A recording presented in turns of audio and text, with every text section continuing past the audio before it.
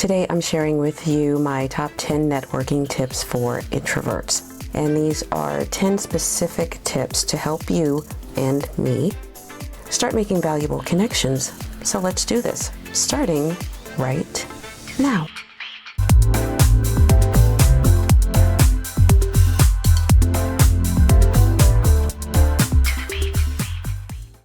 Hello fellow communicators, and welcome to Top 10 Tuesday. I am Tish Parmalee, communication consultant and owner of YANA Communication, where I help businesses and individuals hone their communication skills and encourage healthy working environments. Before I share my top 10 networking tips, let's get on the same page about what an introvert is. And I'm going to use the analogy of a smartphone battery. We all know that smartphone batteries drain as the day goes on, and there are certain activities that make them drain more. That introvert is that smartphone battery, and that activity that drains it is interacting with others. In a networking situation, however, that energy drain is akin to turning on the flashlight, the Bluetooth, and the hotspot and leaving the screen on all day. But we all know how important it is to make connections, and you've heard the phrase, it isn't what you know, it's who you know. So my fellow introverts, get ready for these top 10 networking tips that will minimize that energy drain. Before we get started, be sure to subscribe to this channel and ring that bell so you'll know the second a new top 10 is posted. I do want to give you a quick reminder that the suggestions I give on the Top 10 Tuesdays are just that, suggestions. Not every suggestion will work with every situation, okay? Okay. Number 10, create a personal preference profile. The first step in minimizing that energy drain is knowing where you're comfortable. Think about the following and write these down. Are you a morning or a night person? What's your favorite meal to share with others? Breakfast, lunch, or dinner? What social spaces do you feel the most comfortable in? A coffee shop, bar, or other space? What days of the week drain you the least? Congratulations, you just created your own personal preference profile. Now let's look at why I had you do that. Number 9, schedule days to network. Depending on your career path, you can network once every other month, or you may find out you need to network once every other week. Look at the preferences you wrote down and pencil in those days as preferred networking days. Then also add the times that you chose. My own preferences are Mondays and Tuesday nights at a coffee shop or a bistro after 7. Now go to Google and type in networking events and your city. A list of events should pop up along with tabs for subsequent days. Here's a list of events near me, and 2 of them on Tuesday. One was in the afternoon, that's a pass. And one was at night, that's a yes. Do the same and see what you come up with. I'm not asking you to commit to anything right now. I just want you to notice how not stressed you feel about it. You've picked the days that are your favorite. You've picked the times that are your favorite. So compare those with what networking events are available. Since you have chosen your preferential days and preferential times, it should feel less stressful. Let me know in the comments what you think. Number 8, host your own event. Okay, so what happens if you can't find events on your preferred days and at your preferred times? Host your own event. You can do this. There is Eventbrite and Meetup available to help get you started.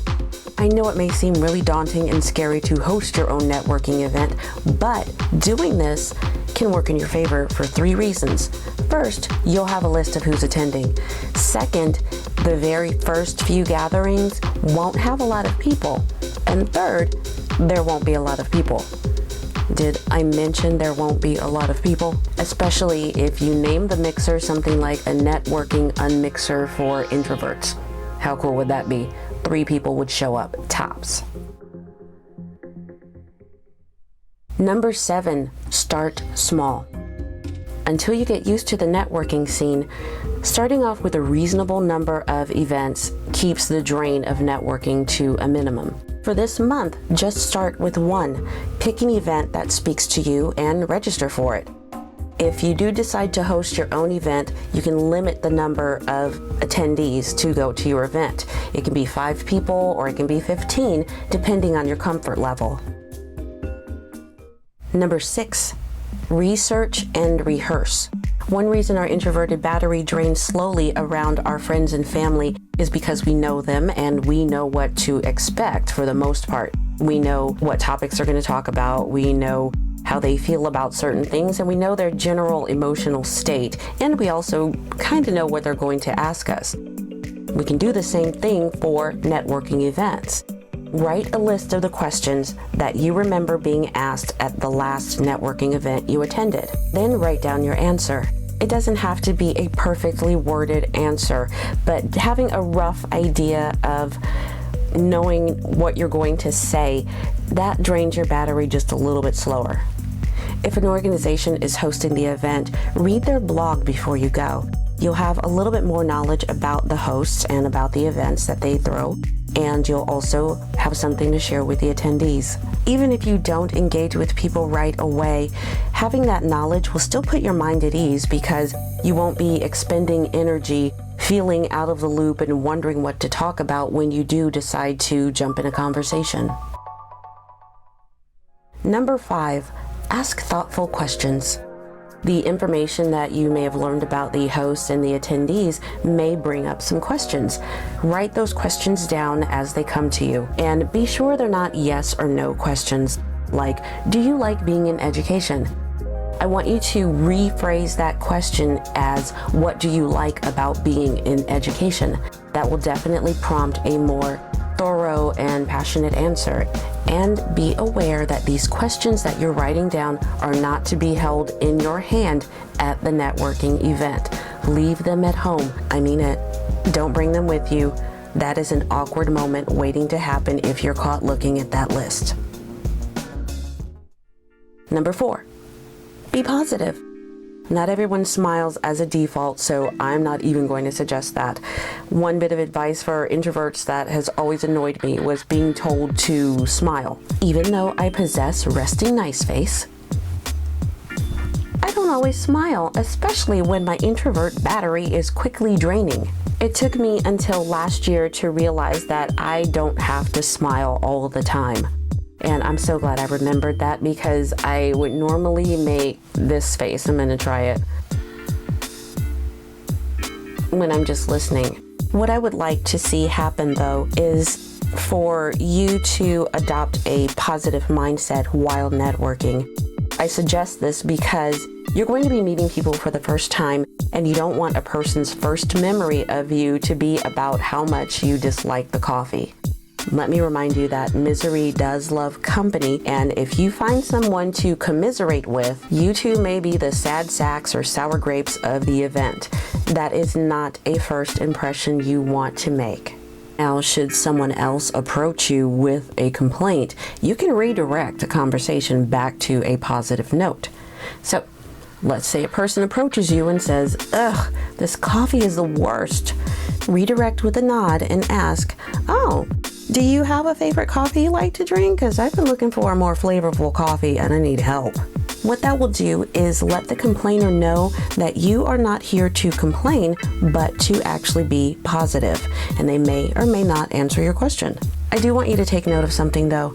Complaining is sometimes a person's only way of coping in a stressful situation like networking. They subconsciously know that misery loves company, and this is their chosen approach. Most likely, the person just wants to socialize, so put a positive spin on it by asking about a favorite of theirs. Number 3, relax and recharge.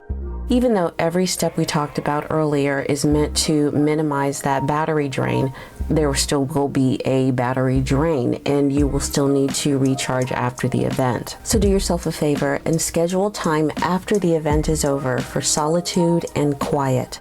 Self-care has become like a trendy topic, but it is a real and effective tool for introverts. Before the event starts, make sure you have music queued up for your journey home, and also let your loved ones know in advance that once you return home, you will need some time to decompress after the event. Number 2, follow up and connect. After you have recharged, it could be a few hours or overnight, follow up with the people that you met at the event. A quick, hey, it was nice to meet you. I'd like to keep in touch. Here's my info. You can either send this through social media or an email, but make sure that contact information you have was on their business profile or a business card.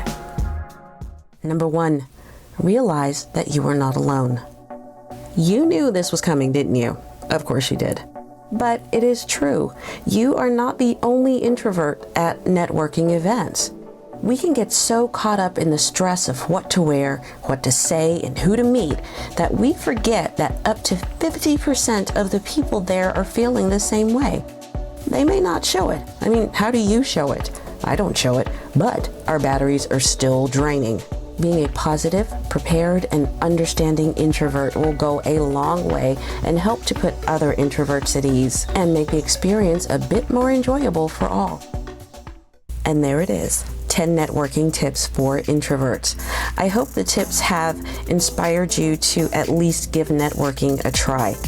Whether you want to start right away or whether you want to think about this for a month, I'd like you to know that I believe in you and what you have to offer to the world. I want you to eventually get out there and network. Let me know in the comments if you're ready or if there's something holding you back. Someone else out there might have the same hesitation, and someone else out there might have a great solution, so don't hesitate to leave a comment. If you haven't already, be sure to subscribe, ring that bell, and hit the thumbs up to let me and YouTube know that you like this video. I will see you in 7 days for the next episode of Top 10 Tuesdays. Thanks again for watching, and a million thanks for the new subscribers. I really appreciate it, and I see y'all. I see you, and I appreciate you. And remember, you are not alone. Thank you once again. Take care. Bye-bye.